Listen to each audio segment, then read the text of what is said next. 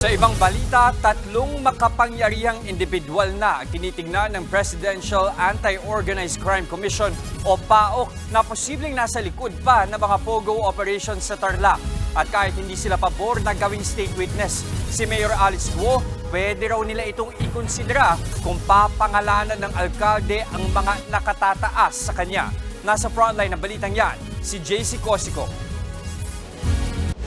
Gumugulong na ang preliminary investigation ng Justice Department sa reklamong qualified trafficking in persons na isinampa ng Presidential Anti-Organized Crime Commission o PAOK laban kay suspended Bamban Mayor Alice Guo at 17 iba pa. Para sa legal counsel ni Guo na si Attorney Alex Avisado Jr., mahina ang ebidensya laban sa kanyang kliyente. Pero sagot naman ni PAOK spokesperson Winston Casio, any defense lawyer would say that. As we in the government would say that we have a strong case against her. I would defer to the panel of preliminary investigation prosecutors to ascertain kung mahina o malakas. Sila po makakaalam doon. Hindi si defense, hindi si prosecution. dagdag ni Casio, hindi maaaring maging state witness si Guo sa investigasyon laban sa illegal na operasyon ng mga POGO. Makokonsidera lamang daw ito kung may maituturong mas mataas na opisyal ng illegal na POGO ang alkalde.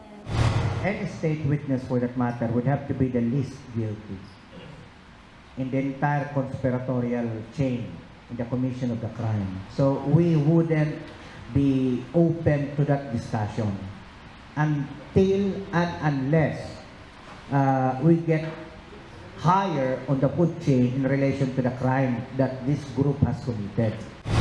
Ayon kay Casio, may tatlong individual silang tinitignan na mas mataas kay Guo. Gaya ng alkalde, konektado rin daw ang mga nasabing individual sa mga POGO hub sa Porac at Bamban. Pero di muna nila papangalanan ng mga nasabing individual. Giit naman ng isa pang abogado ni Guo na si Attorney Stephen David, kailanman ay hindi ipinahiwatig ng alkalde ang kagustuhan niyang maging state witness. Yan ay dahil naninindigan umano si Guo na hindi siya sangkot sa anumang iligal na operasyon ng mga POGO. Samantala, naniniwala ang PAOK na nararapat ding suspendihin ng ibang alkalde ng mga lugar na mayroong iligal na operasyon ng POGO. Nasa 42 lamang kasi ang mga legal na POGO ayon sa PAGCOR. Sa aming mga reports na nakukuha, they're all over the country. Luzon, Visayas, and Mindanao. Considering that, only 42 are legal, legitimate, 41 are in Metro Manila, and 1 is in Kawit, Cavite.